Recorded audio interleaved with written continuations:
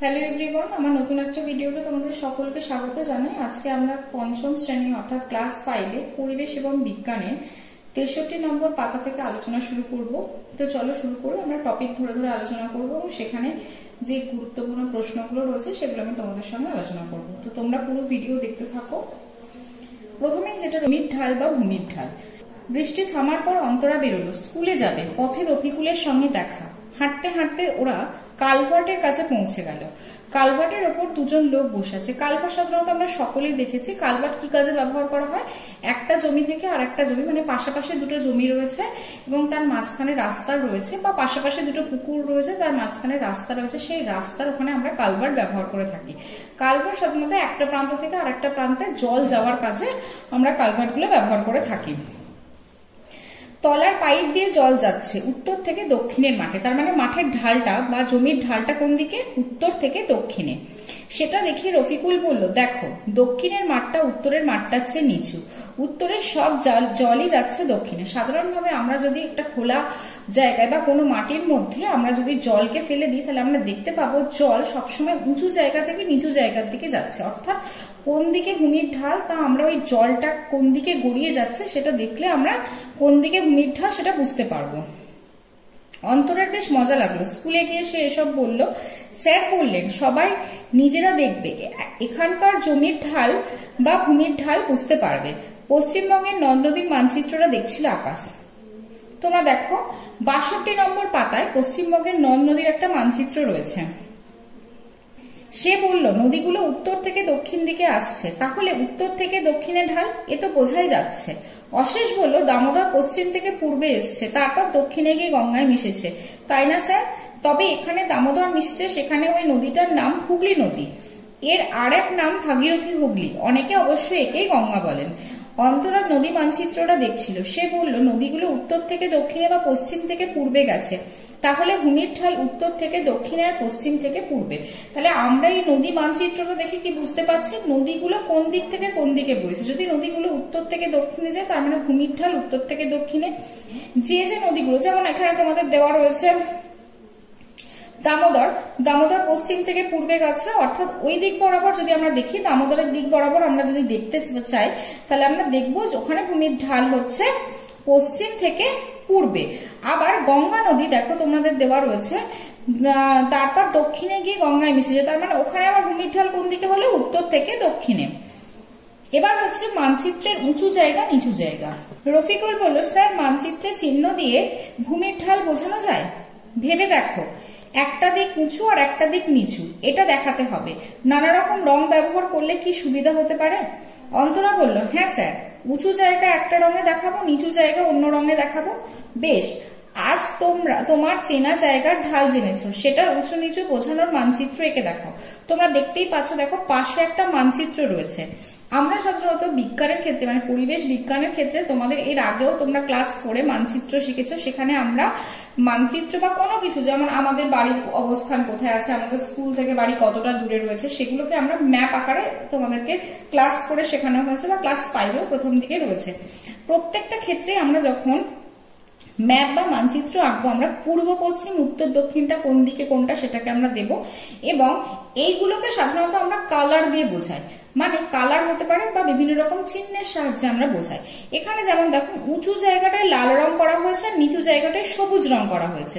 দেখো এখানে এই যে কালভার্ট, রাস্তাটাকে দেখো এরকম ডবল লাইন দিয়ে বোঝানো হয়েছে, আর কালভার্টটাকে এরকম একটা চিহ্নের সাহায্যে, গোল একটা চিহ্নের সাহায্যে বোঝানো হয়েছে। তাহলে তোমরা দেখতেই পাচ্ছ, তার মানে এখানে জমিটা কোন দিক থেকে কোন দিকে জমির ঢাল? এখানে জমির ঢাল উত্তর থেকে দক্ষিণে। উত্তরটা হচ্ছে উঁচু জায়গা আর দক্ষিণটা হচ্ছে নিচু জায়গা, আর মাঝে একটা রাস্তা রয়েছে, রাস্তার মাঝখানে একটা কালভার্ট রয়েছে। এইভাবে সাধারণত তোমরা তোমাদের বাড়ির সামনের কোনো রাস্তা উঁচু না নিচু, বা কোন দিকে ভূমির ঢাল, বা তার সামনে কালভার্ট আছে কিনা, সেটা তোমরা এইরকম ভাবে চিত্রের মাধ্যমে তোমরা বোঝাতে পারো। এবার আমরা 64 পাতায় দেখো পশ্চিমের মালভূমি অঞ্চল। পশ্চিমের মালভূমি অঞ্চল বলতে আমরা সাধারণত কোন অঞ্চলগুলোকে বোঝাই, এটা প্রথমে আমরা একটু দেখে নিই। চলো মানচিত্রে দেখো পরের পাতা 65 অর্থাৎ 65 পাতায় দেখো পশ্চিমবঙ্গের কোথায় কেমন ভূপ্রকৃতি। সেখানে দেখো একটা ম্যাপ দেওয়া আছে, গোটা পশ্চিমবঙ্গের একটা ম্যাপ দেওয়া রয়েছে, এবং প্রত্যেকটা ক্ষেত্রে দেখো আলাদা আলাদা কালার করে তোমাদেরকে সুন্দর করে বুঝিয়ে দিয়েছে। প্রথমেই একদম ওপরে দেখো রেড কালারের রয়েছে উত্তরের পার্বত্য অঞ্চল। উত্তরের পার্বত্য অঞ্চল বলতে আমরা দার্জিলিং, কালিম্পং মানে একদম ওপরের অংশটাকে আমরা বুঝি। তারপর তরাই অঞ্চল দেখো কোনখানটা, তার নিচের অংশ আমরা জানি হিমালয়ের পাদদেশের অংশটাকে আমরা বলি তরাই অঞ্চল। তরাই অঞ্চল বলতে আমরা জলপাইগুড়ি, আলিপুরদুয়ার এটাকে বুঝি। তারপরে দেখো উত্তরের সমভূমি অঞ্চল। উত্তরের সমভূমি অঞ্চল হচ্ছে তরাই অঞ্চলের নিচের অংশটা, কোচবিহার, উত্তর দিনাজপুর, এই অংশটাকে আমরা উত্তরের সমভূমি অঞ্চল বলি। তারপর দেখো রাঢ় অঞ্চল রয়েছে। রাঢ় অঞ্চল বলতে আমরা কোনটাকে বুঝি? রাঢ় অঞ্চল হচ্ছে এই যে দক্ষিণ দিনাজপুর, মালদার খানিকটা অংশ, এই অংশটাকে আমরা বলি রাঢ় অঞ্চল। তারপরে রয়েছে পশ্চিমের মালভূমি অঞ্চল। পশ্চিমের মালভূমি অঞ্চল বলতে আমরা কোন অংশটাকে বুঝি? আমরা পুরুলিয়া, একদম বর্ধমানের শেষ সীমা মানে পশ্চিম বর্ধমান, যেখান থেকে আমাদের লাল মাটির মানে দেশগুলো মানে লাল মাটির জায়গাটা শুরু হচ্ছে, যেমন হচ্ছে আসানসোল, আসানসোলের পরের অংশটা থেকেই আমরা সাধারণত আমরা সেটাকে পশ্চিমের মালভূমি অঞ্চল বলে থাকি। পুরুলিয়া, বাঁকুড়া, পশ্চিম বর্ধমান, পশ্চিম মেদিনীপুর, ঝাড়গ্রাম, এই টোটাল অংশটা আমাদের রাঢ় অঞ্চল আর পশ্চিমে মালভূমি অঞ্চলের মিক্সড অঞ্চল। তারপর আছে গাঙ্গেয় সমভূমি, যেটা সমভূমি অঞ্চল আমরা সকলে জানি, একদম নদী তীরবর্তী অঞ্চল। সেগুলোর মধ্যে আমাদের মুর্শিদাবাদ, বীরভূম, পূর্ব বর্ধমান, হুগলি, নদিয়া, হাওড়া, উত্তর 24 পরগনা, কলকাতা এগুলো রয়েছে। তারপরে উপকূলীয় সমভূমি অঞ্চল এবং সুন্দরবন অঞ্চল, তার মধ্যে একদম দক্ষিণ 24 পরগনা রয়েছে, আমরা সবাই জানি। তারপর দেখো বঙ্গোপসাগরটাকে একদম হালকা আকাশি রং দিয়ে বোঝানো হয়েছে। এই হচ্ছে পশ্চিমবঙ্গের সম্পূর্ণ মানচিত্র। তাহলে আমরা দেখলাম পশ্চিমের মালভূমি অঞ্চল বলতে আমরা সাধারণত কোন অঞ্চলগুলোকে বুঝি?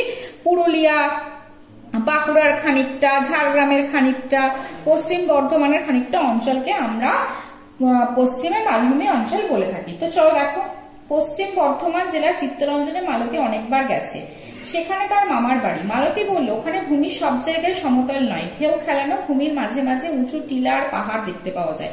মানে এটা ঠিক পার্বত্য অঞ্চল আর সমভূমি অঞ্চলের ঠিক মাঝের অংশ। এখানকার ভূমি হচ্ছে এবড়ো খেবড়ো, উঁচু নিচু, ঢেউ খেলানো এবং মাটির রং হচ্ছে লাল এবং বেশিরভাগটাই হচ্ছে কাঁকড় পাথর মেশানো লাল মাটি।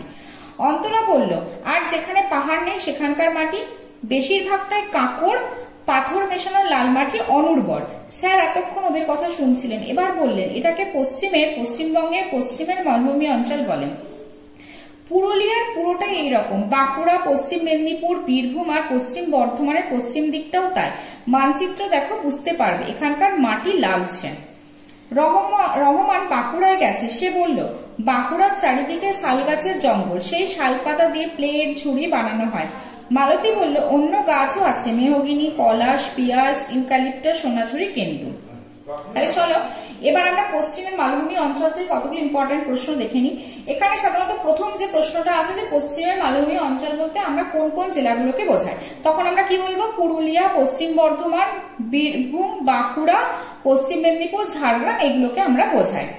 তারপর এখানকার মাটি কেমন? এখানকার হচ্ছে বেশিরভাগটাই হচ্ছে নুড়ি পাথর মেশানো মাটি, এবড়ো খেবড়ো, ঢেউ খেলানো। সমতলের দিকটা হচ্ছে নুড়ি পাথর মেশানো লাল মাটি। আচ্ছা, বাঁকুড়ার চারিদিকে কোন গাছের জঙ্গল? বাঁকুড়ার চারিদিকে হচ্ছে শাল গাছের জঙ্গল। শাল পাতা কি কি কাজে লাগে? আমাদের প্লেট বানাতে কাজে লাগে, বাটি বানাতে কাজে লাগে, শাল পাতার থালা তৈরি হয়। আর এছাড়া বাঁকুড়ার যে জঙ্গলে শাল গাছ ছাড়া কি কি গাছ দেখতে পাওয়া যায়? এখানে মেহগিনি, পলাশ, পিয়ার, ইউক্যালিপটাস, সোনাঝুরি, কেন্দু, এই সমস্ত গাছ দেখতে পাওয়া যায়। এবার আমরা যেটা পড়বো রাঢ় অঞ্চল। রাঢ় অঞ্চলটা তোমাদেরকে দেখালাম যে রাঢ় অঞ্চল কোন অংশটাকে বলা হয়। তো চলো আর একবার দেখে নিই। দেখো, রাঢ় অঞ্চল বলতে আমরা কোন অংশটাকে বুঝি? এই যে দক্ষিণ দিনাজপুরের খানিকটা অংশ আর এই যে বাঁকুড়ার খানিকটা, পশ্চিম মেদিনীপুর, ঝাড়গ্রামের খানিকটা, এই অংশটাকে আমরা বলি রাঢ় অঞ্চল। তো বাঁকুড়া জেলার বিষ্ণুপুরে রফিকুলের আত্মীয় বাড়ি। বিষ্ণুপুর হচ্ছে টেরাকোটা শিল্পের জন্য বিখ্যাত, আমরা সকলেই জানি। সে বলল বাঁকুড়ার পূর্ব আর দক্ষিণ দিকে কিন্তু জমি বেশ উর্বর। বাঁকুড়া জেলার পশ্চিম থেকে পূর্বে বয়ে গেছে দ্বারকেশ্বর নদ। তাহলে দ্বারকেশ্বর নদ কোন দিক থেকে কোন দিকে বয়ে গেছে? বাঁকুড়া জেলার পশ্চিম থেকে পূর্বে। পরে সেটা দক্ষিণে বেঁকে হুগলি জেলায় ঢুকেছে। আর দ্বারকেশ্বর দক্ষিণে শিলাবতী নদী দক্ষিণ পূর্ব দিকে গেছে। আর দ্বারকেশ্বরের দক্ষিণে শিলাবতী নদী দক্ষিণ পূর্বে গেছে। পশ্চিম মেদিনীপুরের ঘাটালের কাছে তারা মিলেছে। কে কে মিলেছে? দ্বারকেশ্বর আর শিলাবতী কোথায় গিয়ে মিলেছে? পশ্চিম মেদিনীপুরের ঘাটালের কাছে মিলেছে। তার নাম হয়েছে রূপনারায়ণ। তাহলে রূপনারায়ণ কোন কোন নদীর মিলনস্থল, কোন কোন নদীর মিলিত প্রবাহ? রূপনারায়ণ হচ্ছে দ্বারকেশ্বর আর শিলাবতী নদীর মিলিত প্রবাহ। কোথায় গিয়ে মিলেছে? পশ্চিম মেদিনীপুরের ঘাটালের কাছে। এই অঞ্চলের কিছুটা অংশে এই ধরনের উর্বর জমি দেখতে পাওয়া যায়। কেন এখানে উর্বর জমি? যেহেতু নদীমাতৃক এলাকা, সুতরাং উর্বর জমি। অন্তর অনেকবার পশ্চিম বর্ধমানের দুর্গাপুরে গেছে। সে বলল পূর্ব বর্ধমানের পূর্ব দিকটাও তো উর্বর সমভূমি। হ্যাঁ, দামোদর তখন সমভূমিতে। হুগলির কাছাকাছি দামোদর থেকে বেরিয়েছে মুন্ডেশ্বরী। মানচিত্রটা দেখো তো, চলো দেখি মানচিত্রটা। এই যে দেখো, হুগলির কাছাকাছি, হুগলি হচ্ছে আমাদের এই পোর্শনটা, এই যে হুগলির কাছাকাছি দামোদর থেকে বেরিয়েছে দেখো মুন্ডেশ্বরী নদী। এই যে দামোদর যখন আসছে, এই যে এখান থেকে বেরিয়েছে মুন্ডেশ্বরী নদী। আর এই দেখো দ্বারকেশ্বর, এখানে দেখো শিলাবতীকে দেখানো হয়েছে। এই যে দ্বারকেশ্বর এবং শিলাবতীর মিলিত প্রবাহ হচ্ছে রূপনারায়ণ। রূপনারায়ণ কোথায় গিয়ে মিলেছে? একদম ঘাটালের কাছে। বললো একটু পশ্চিমে ঘেঁষে দক্ষিণে গিয়ে মুন্ডেশ্বরী মিশেছে রূপনারায়ণে। তোমরা এখানে মানচিত্রটা দেখলে বুঝতে পারবে। এই যে মুন্ডেশ্বরী কোথায় গিয়ে মিশেছে? রূপনারায়ণের সাথে দেখো মিশেছে। প্রথমে যে দ্বারকেশ্বর শিলাবতীর মিলিত প্রবাহ হচ্ছে রূপনারায়ণ, এই যে মিলিত প্রবাহ। তারপর দেখো মুন্ডেশ্বরীও কোথায় গিয়ে মিশেছে? রূপনারায়ণের সাথে মিশেছে। এবার মুন্ডেশ্বরী রূপনারায়ণের সাথে মিশে হাওড়া জেলার ভেতর দিয়ে দক্ষিণে গিয়ে মিশেছে হুগলি নদীতে। রূপনারায়ণ গেঁওখালীতে মিশেছে হুগলি নদীতে। তাহলে রূপনারায়ণ কোথায় গিয়ে হুগলি নদীতে মিশেছে? গেঁওখালীতে গিয়ে মিশেছে। ঠিক বলেছো। এর একটু পশ্চিম দিয়ে দক্ষিণে গেছে কেলেঘাই আর কংসাবতী নদী। এরা মিশে তৈরি হয়েছে হলদি নদী। তাহলে হলদি নদী কোন কোন নদীর মিলিত প্রবাহ? কেলেঘাই এবং কংসাবতী। সেটা হলদিয়াতে গিয়ে হুগলি নদীর সঙ্গে মিশেছে। বরুণ একবার শান্তিনিকেতনে গিয়েছিল। সে বলল বীরভূমের পূর্ব দিকটাও তো একই রকম। স্যার বললেন ওখানে রয়েছে ময়ূরাক্ষী নদী আর অজয় নদ। তাহলে বীরভূমে আমরা কোন কোন নদ নদী দেখতে পাই? ময়ূরাক্ষী আর অজয়। মানচিত্র দেখো, বুঝতে পারবে। এই নদীগুলি বর্ষার সময় পশ্চিমের মালভূমি অঞ্চলের জল বয়ে আনে, তারপর সমতলে বন্যা হয়। প্রথমে পশ্চিমের মালভূমি অঞ্চলে জলটা নিয়ে আসে, তারপর সমতলে এসে এটা বন্যা হয়ে যায়। এই অঞ্চলটাকে বলে পশ্চিমের রাঢ় অঞ্চল। সব জায়গায় উর্বর মাটি, বেশিটা দোআঁশ, কিছুটা এঁটেল, ভূমি প্রায় পুরোটা সমতল। উত্তর আর পশ্চিমের ধার বরাবর ভূমি ক্রমশ উঁচু হয়েছে। সেদিকে মাটি লালচে, ভূমি কিছুটা ঢেউ খেলানো। যত পূর্বে আর দক্ষিণে যাবে তত সাধারণ মেটে রঙের মাটি দেখতে পাবে। তাহলে পশ্চিমের রাঢ় অঞ্চল বলতে আমরা কোন কোন অঞ্চলগুলোকে তাহলে বুঝলাম? পশ্চিমের রাঢ় অঞ্চল বলতে গেলে আমরা সাধারণত উত্তর দিনাজপুরটাকে দেখলাম। এই উত্তর দিনাজপুর নয়, পশ্চিমের রাঢ় অঞ্চল বলতে আমরা দক্ষিণ দিনাজপুরকে দেখলাম। তার সাথে সাথে আমরা দেখলাম পূর্ব মেদিনীপুর, বীরভূমের কিছুটা অংশ, বাঁকুড়ার কিছুটা অংশ মিলে আমার রাঢ় অঞ্চলটা পড়েছে। এবার রাঢ় অঞ্চলের মাটি কেমন? এখানে উর্বর মাটি, কিছুটা দোআঁশ মাটি রয়েছে, কিছুটা এঁটেল মাটি রয়েছে এবং ভূমি প্রায় সমতল। উত্তর আর পশ্চিম দিকে ধার বরাবর ক্রমশ উঁচু হয়েছে, আর সেদিকে মাটি হচ্ছে লালচে, ঢেউ খেলানো। আর পূর্ব দিকে আমরা যত যাব তত আমরা কি দেখতে পাবো? মেটে রঙের সাধারণ মাটি দেখতে পাবো। এবার আমরা রাঢ় অঞ্চলের বন জঙ্গলগুলো পড়ে নেব। স্যার হেসে বললেন সেসব কেটে চাষাবাদ করা হয়ে গেছে আগে, তবে গত 30-40 বছর আগে অনেক গাছ লাগানো হয়েছে। শাল, সেগুন, শিশু, মেহগিনি, শিরীষ, আকাশমণি, কদম, বাবলা, বনের নানা রকম গাছ। নানা জায়গায় রাজ্যের বন দপ্তর গাছ লাগিয়েছে। এইভাবে কয়েকটা নতুন বন তৈরি হয়েছে। ওদিকে গেলে রাস্তার ধারে ধারে দেখতে পাবে। তাহলে মানুষ যত আমাদের জীবনযাত্রার উন্নত হবে তত আমরা চারপাশে আমাদের বন জঙ্গল কেটে ফেলে সেখানে বাড়ি বানাবো, সেখানে কলকারখানা বানাবো। সেগুলো তো আমাদের সভ্যতার উন্নতির সাথে সাথে করতেই হবে, কিন্তু তার সাথে সাথে আমাদের এটাও নজরে রাখতে হবে যে বনের সংখ্যা যেন কমে না যায়, যাতে আমাদের চারপাশটা সবুজ সতেজ থাকে। কারণ গাছপালা না থাকলে আমরা থাকবো না। তাই গাছপালা বা পরিবেশকে সুন্দর রাখার জন্য আমাদের নতুন করে গাছ লাগাতে হবে। বরফ গলা জলের নদী মানে হচ্ছে পাহাড়ের এই পর্বতের মাথায় বরফ জমে। এবার সেই বরফটা সূর্যের তাপে বা বিভিন্ন কারণে যখন গলে জলে পরিণত হয় এবং সেটা পাহাড়ের চূড়া দিয়ে নিচে নেমে এসে যখন সমতল ভূমিতে এসে পড়ে, ওই যে পাহাড়ি যে ঝর্ণাগুলোকে একসাথে পরপর একসাথে যুক্ত হয়ে গিয়ে তখন সেটাকে আমরা বলি নদী। এই বরফ গলা জলে পুষ্ট নদীগুলোর কি হয়? সারা বছর জল থাকে এবং সারা বছর ধরে এরা প্রবাহিত হতে থাকে। এই নদীগুলোকে বলা হয় নিত্যবহ নদী। সেটা তো আমাদের যখন আমি টেক্সটটা পড়াবো তখন তোমরা দেখতে পাবে। এইরকম একটা নিত্যবহ নদী হচ্ছে গঙ্গা, তিস্তা, এগুলো হচ্ছে নিত্যবহ নদীর উদাহরণ। তো চলো শুরু করি। ঈশানের মামার বাড়ি নদিয়া জেলায়, সেখানে অনেক নদী। গঙ্গা খুব চওড়া, তাছাড়া জলঙ্গি, মাথাভাঙা, চূর্ণী, ইছামতিও রয়েছে।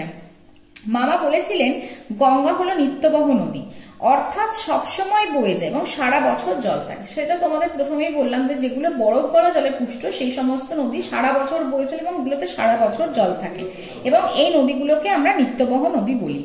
একথা শুনে স্যার বললেন, পর্বতের মাথায় জমা বরফ কোলে গঙ্গার জল আসে। ঈশান বলল, পর্বতের মাথায় বরফ জমে কেন? হ্যাঁ, এটা তো একটা গুরুত্বপূর্ণ প্রশ্ন, যে পর্বতের মাথায়, যে আমরা শুরুতেই বললাম যে বরফ গলা জলে পুষ্ট মানে পর্বতের মাথা থেকে জল জমছে, এবার পর্বতের মাথায় জল আসে কেন, সেটা একটা ইম্পর্টেন্ট প্রশ্ন।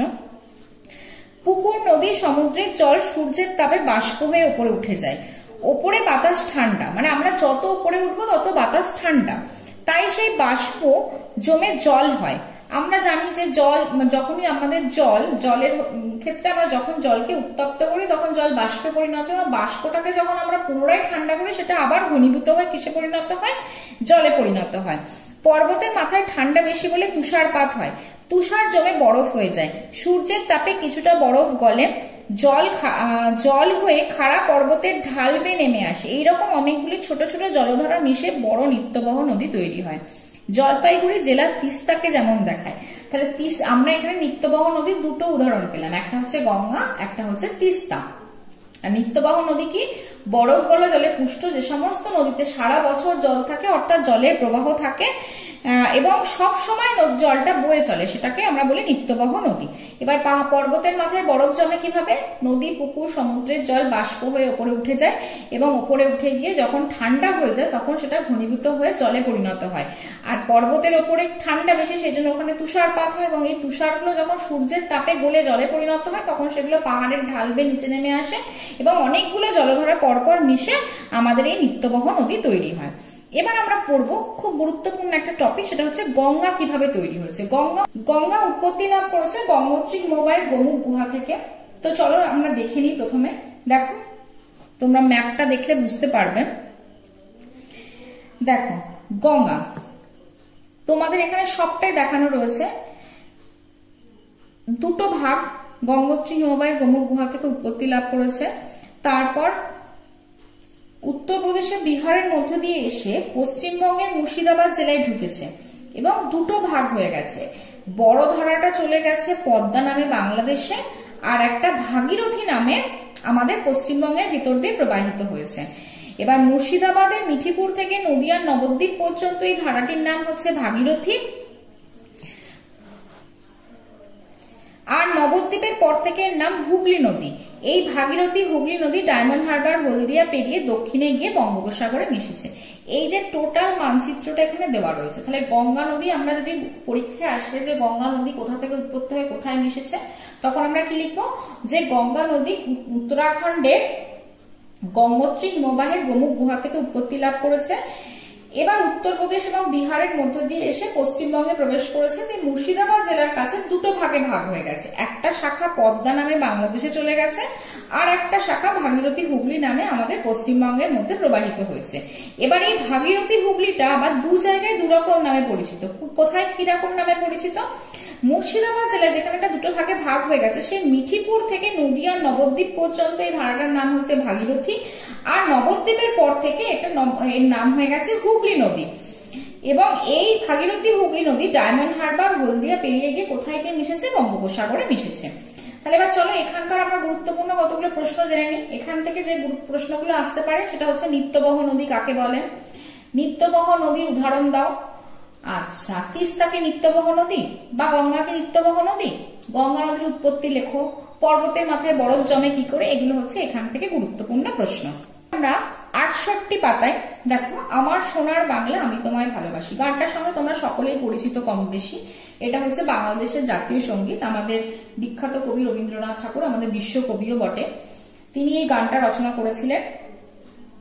এবার আমরা আজকে এই আমার সোনার বাংলা আমি তোমায় ভালোবাসি এই টপিকটা পড়বো। তো দেখো, অন্তরা বলল, কম চওড়াটাই আমাদের গঙ্গা, তাহলে পদ্মা কত চওড়া? মানে আমরা তো সাধারণত গঙ্গাকেই দেখতে পাই, সেজন্য আমরা বুঝতে পারি যে গঙ্গা কতটা চওড়া। এবার আমরা এখানে পড়তে গিয়ে কি পড়লাম যে বড় ধারাটা কোথায় চলে গেছে, পদ্মা নাম দিয়ে বাংলাদেশে চলে গেছে। তাহলে আমাদের গঙ্গাটা যদি এতটা চওড়া হয়, যেখানে আমাদের পারাপার করতে গেলে বিভিন্ন রকম জলযানের সাহায্য নিতে হয়, তাহলে পদ্মাটা কতটা চওড়া? কোনো কোনো জায়গায় মাঝ নদী থেকে পার দেখা যায় না, মনে হয় সমুদ্রের কূল নেই। রফিকুল বলল, ভাগীরথী আর পদ্মার মাঝে অনেকটা জায়গা, দুই নদীর পলি জমে মাঝখানে ভূখণ্ডটা তৈরি হয়েছে, এটাকে বলা হয় গাঙ্গেয় বদ্বীপ। খুব ইম্পর্টেন্ট, গাঙ্গেয় বদ্বীপ কিভাবে তৈরি হয়েছে? গঙ্গা এবং পদ্মা নদীর মাঝখানে যেখানে ভূখণ্ডটা তৈরি হয়েছে, এই দুই নদীর পলি জমে, সেটাকে বলা হয় গাঙ্গেয় বদ্বীপ। এই গাঙ্গেয় বদ্বীপ অঞ্চলটা খুব উর্বর হয় এবং এখানে মানে ফসল খুব ভালো হয়। রিনা বলল, ওখানের মাটি কি খুব উর্বর?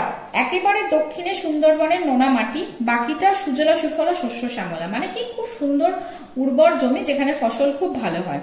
সমতল আর সমতল, শেষই হয় না। আচ্ছা, রবীন্দ্রনাথ ঠাকুরের বাড়ি কোথায় ছিল জানো তো? তোমরা সকলেই জানো যে রবীন্দ্রনাথ ঠাকুর কোথায় জন্মেছিলেন? কলকাতা জোড়াসাঁকোয়, হুগলি নদীর খুব কাছে। হ্যাঁ, আবার পদ্মার গায়ে একটা জায়গার নাম শিলাইদহ, সেখানে তার বাবা জমিদারি ছিল, তাকে সেই জমিদারি দেখার ভার দিয়েছিলেন তার বাবা, তাই কলকাতা থেকে শিলাইদহে যাওয়া আসা করতেন তিনি। সম্ভবত এই অঞ্চল দেখেই তিনি মাতৃভূমিকে সোনার বাংলা বলে বিখ্যাত গান লিখেছিলেন। তাহলে সোনার বাংলা গানটা তিনি কোথাকার মাতৃভূমিকে দেখে বা কোন অঞ্চলটাকে দেখে লিখেছিলেন? তিনি কলকাতায় ছিল তার বাড়ি ছিল কলকাতায়, জোড়াসাঁকোয় তার বাড়ি ছিল, এবং তার শিলাইদহতে তার বাবার জমিদারি ছিল এবং সেই জমিদারি তিনি দেখাশোনা করতেন।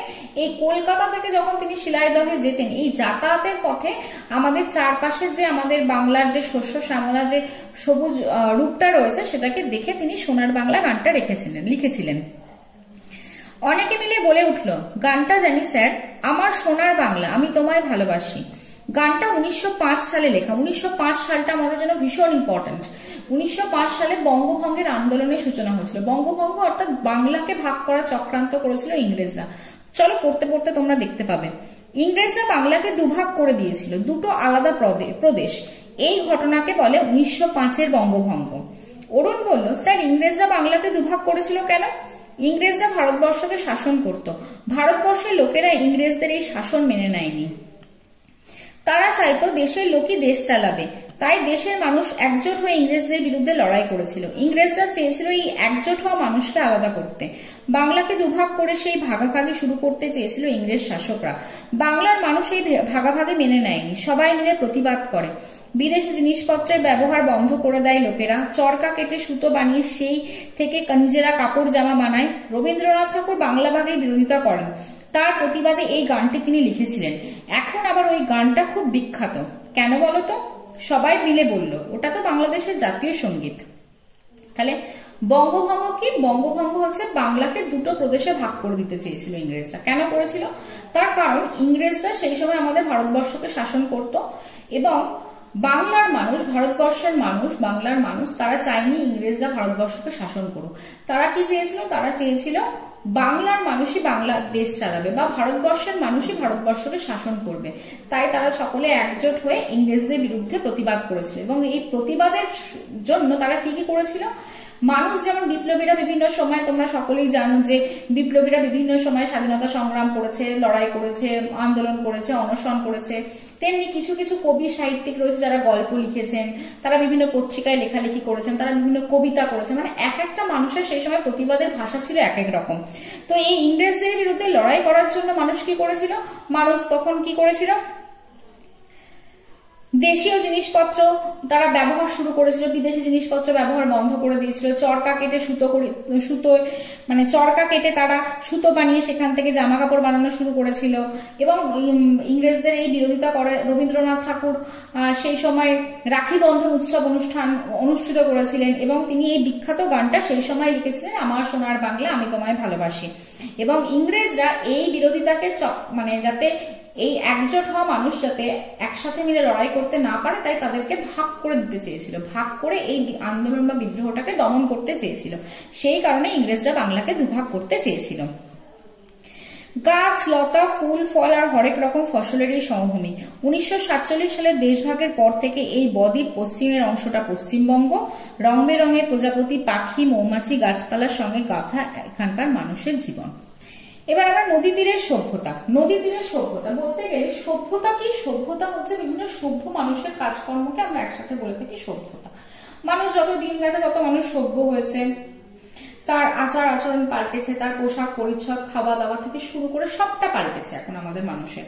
তো এই সভ্যতাগুলো কিন্তু একদিনে গড়ে ওঠেনি, ধাপে ধাপে বিভিন্ন রকম ভাবে সভ্যতাগুলো গড়ে উঠেছে। এবং এই সভ্যতাগুলো গড়ে উঠেছিল প্রধানত নদীকে কেন্দ্র করে।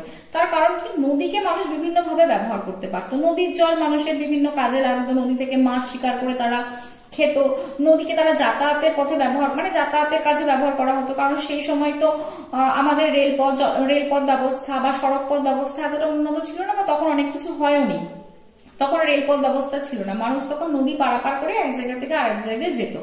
তো এই যে নদী মানুষের বিভিন্ন কাজে আসতো, তো সেই কারণে নদীকে কেন্দ্র করে একটা সময় মানুষের এই সভ্যতাগুলো গড়ে উঠেছিল। সেটাই হচ্ছে নদীমাতৃক সভ্যতা। তো চলো শুরু করি।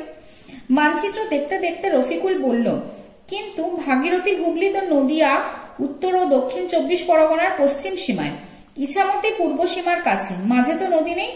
এই ভূমি এত উর্বর হলো কিভাবে? স্যার বললেন, আগে নদী ছিল, বিদ্যেধরী, সুতি, যমুনা, নোয়াই। বিদ্যেধরী এখনো আছে, তবে এখন তার ছোট নদী, অন্যগুলো আর নেই। মানে অন্যগুলো নেই কারণ কি? তাদের চলার পথে তারা বিভিন্ন জায়গায় বাধা পেয়েছে, নদীগুলো বদ্ধ জলা হয়ে গেছে, দিয়ে আস্তে আস্তে নদীগুলোর প্রবাহ আর নেই। বিদ্যাধরীর কাছে এক জায়গায় মাটি খুঁড়ে অনেককাল আগের ঘরবাড়ি এবং বাসনপত্র পাওয়া গেছে। রঞ্জন বলল, জানি, চন্দ্রকেতু রাজার দুর্গ ছিল। তাহলে চন্দ্রকেতু রাজার দুর্গ কোথায় ছিল? বিদ্যাধরীর মানে পাড়ে। ওখানকার লোকজন গড় বলে। কি পাতলা পাতলা ইট, পরপর 3টে বসালে এখনকার দুটোর মতো পুরু হবে না। হ্যাঁ, তখন সেখানে অনেক বড় কোনো নদী ছিল। পুরনো দিনের কিছু কিছু শহর আজও দেখা যায়। সেই সব শহরে মানুষ ইটের বাড়ি বানাতো, যেমন হরপ্পা সভ্যতার বাড়িঘর। হরপ্পা সভ্যতা তোমরা পরে যখন ইতিহাস পড়বে, হরপ্পা সভ্যতা পড়বে, মহেঞ্জোদারো সভ্যতা পড়বে, তো সেখানে দেখবে সেই সময়ও কিন্তু উন্নত জীবনের কিছু মানে পুরনো জিনিসপত্র মাটি খুঁড়ে বা পুরনো যে সমস্ত আমাদের যারা ঐতিহাসিকরা রয়েছেন তারা বিভিন্ন মাটি খুঁড়ে বিভিন্ন জিনিসপত্র পরীক্ষা নিরীক্ষা করে তারা সেই সময়কার কিছু নিদর্শন পেয়েছেন, যেখানে আমরা দেখতে পাচ্ছি সেই সময় কিন্তু মানুষের জীবনযাত্রা অনেক উন্নত ছিল। সেই সময় আমরা সেখানে কি বলবো, নর্দমার ব্যবহার দেখা গেছে, সেখানে বড় বড় পাঁচিল দেওয়া বাড়ি এবং শস্যাগারের ব্যবহার সেখানে দেখা গেছে। তো সেই সময় মানুষের জীবনযাত্রা কিন্তু উন্নত ছিল হরপ্পা মহেঞ্জোদারোতেও। তো দেখো কি বলছেন, যেমন হরপ্পা সভ্যতার বাড়িঘর, সেগুলো পোড়া ইট দিয়ে বানানো হতো, আগুনে পোড়া ইট। ঘর বাড়ি ছাড়াও পথঘাট বানাতো ইট দিয়ে, নর্দমাগুলোও হতো ইটে। তার মানে তখনকার দিনে মানুষের জীবনযাত্রা কতটা উন্নত ছিল যে নর্দমাগুলো ইটের বানানো হতো। জল ধরে রাখার জন্য বড় বড় চৌবাচ্চাও ইটের তৈরি হতো। মানে আগেকার দিনে চৌবাচ্চায় জল রাখা হতো। এখন আমাদের বাড়িগুলোতে চৌবাচ্চা ব্যবহার করা হয় না, কিন্তু একটা সময় বাড়িতে চৌবাচ্চা রাখা হতো এবং সেই চৌবাচ্চায় সারাদিনের ব্যবহারের জলটা সকালবেলায় ভর্তি করে দেওয়া হতো এবং সারাদিন ধরে ওই জলটা বিভিন্ন কাজে ব্যবহার করা হতো। তারপর সেই চৌবাচ্চার জল শেষ হয়ে গিয়ে আবার পুনরায় পরের দিন জল ভরা হতো। যেন সেই যুগেও নদীর ধারে সভ্যতা গড়ে উঠতো, নদী ছিল তাদের মায়ের মতো। সেই সব সভ্যতাকে বলা হয় নদীমাতৃক সভ্যতা। তাহলে নদীমাতৃক সভ্যতাটা কিন্তু ভীষণ ইম্পর্টেন্ট। পৃথিবীর প্রায় সব পুরনো সভ্যতায় নদীর ধারে গড়ে উঠেছিল, তবে নদীর বন্যায় অনেক সময় সেখানকার বাসিন্দাদের ক্ষতি হতো। সেটা এখনো হয়, নদীর ধারে যারা বসবাস করে বিভিন্ন সময় যখন বন্যা হয়, অতি বর্ষণ বা বিভিন্ন জল ছাড়ার কারণে, এই যে আমাদের ডিভিসির জল ছাড়ে, সেই জল ছাড়ার কারণে বিভিন্ন সময় মানুষের বন্যা হয়, যাদের আশেপাশে যাদের বাড়ি তারা ক্ষতিগ্রস্ত হয়। তবু নদীর ওপর নির্ভর করে মানুষ বেঁচে থাকতো। রবি বলল, স্যার সভ্যতা মানে কি? সভ্য মানুষের নানান কাজকর্মকে একসঙ্গে বলে সভ্যতা। ধরো এই সময় মানুষ আজকের মতো অনেক কিছু পারতো না, পোশাক পরতে পারতো না। আমরা তো পড়েছি, তোমরা ক্লাস 4 পড়েছো, ক্লাস 3-তে পড়েছো যে একটা সময় ছিল মানুষ পোশাক পরতো না। তখন মানুষ প্রথম দিকে একদম মানে তখন মানুষ কোনো কিছুই পরতো না। তারপর আস্তে আস্তে কি হয়েছে, লতা পাতা দিয়ে তারা পোশাক বানাতে শিখেছে, পশুর চামড়াকে তারা পোশাকের মতো ব্যবহার করেছে। তারপর আস্তে আস্তে আমাদের এই উন্নত পোশাক এসছে। নিজের খাবার নিজেরা তৈরি করতে পারতো না মানুষ, একটা সময় আগুনের ব্যবহার জানতো না, তখন কাঁচা মাংস খেত। তারপর মানুষ ঝলসে বা পুড়িয়ে মাংস খাওয়া শিখলো। তারপর মানুষ হাঁড়ি, তারপর কড়া, বিভিন্ন রকম বাসনপত্র বানাতে শিখলো এবং আগুনের ব্যবহার শিখলো, দিয়ে তারপর মানুষ আজকের এই সভ্য মানুষ হয়েছে। থাকার জন্য বাড়িঘর বানাতে পারতো না, কারণ তখনকার দিনে একদম প্রথম দিকে মানুষ গুহাতে থাকতো, খোলা ছাদের আকাশের নিচে থাকতো, তাঁবু খাটিয়ে থাকতো। তারপর আস্তে আস্তে মানুষ বাড়িঘর বানিয়েছে এবং এখন মানুষ বাড়িতেই থাকছে। পড়ালেখা জানতো না, টাকা পয়সার লেনদেন ছিল না, সহজে যাতায়াত করতে পারতো না। তারপর অনেক সময় ধরে এইসব কাজগুলো মানুষ শিখেছে। সেই শেখার ধাপগুলো একটু একটু করে সভ্য হবার ধাপ, আর সেই সব ধাপ পার করেই আজকের মানুষ এই অবস্থায় দাঁড়িয়েছে। কিন্তু স্যার এই অঞ্চলে বন নেই। উত্তর 24 পরগনার পাড়ামাদানে একটা পুরনো বনখণ্ড আছে, আর নতুন ভাবে তৈরি করা বন আছে নদীয়ার বেথুয়া ডহরিতে। সেখানে শাল, সেগুন, মেহগিনি, শিশু, কৃষ্ণচূড়া, কদম গাছ আছে, আর হরিণ এবং কাঠবিড়ালিও রয়েছে। তাহলে এখানের মধ্যে ইম্পর্টেন্ট হচ্ছে নদীমাতৃক সভ্যতা। কেন নদীকে কেন্দ্র করে তখনকার দিনের সভ্যতাগুলো গড়ে উঠতো? চন্দ্রকেতু রাজার দুর্গ কোন নদীর ধারে অবস্থিত ছিল? তারপরে এখানে এই যে উত্তর 24 পরগনার যে পুরনো যে বনখণ্ড রয়েছে, বা যে নদীয়ার বেতুয়া ডহরিতে যে নতুন ভাবে বনখণ্ড তৈরি করা হয়েছে, সেখানে কি কি গাছ রয়েছে, এগুলো একটুখানি তোমাদের জন্য ইম্পর্টেন্ট। সভ্যতা কি সেটা তোমাদের জন্য ইম্পর্টেন্ট।